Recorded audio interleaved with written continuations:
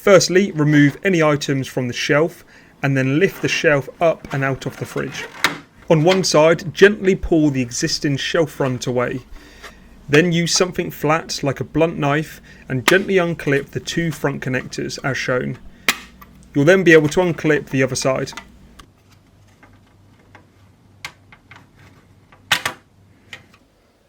With your new bottom bottle rack, clip in one side of the shelf front and then the two front connectors.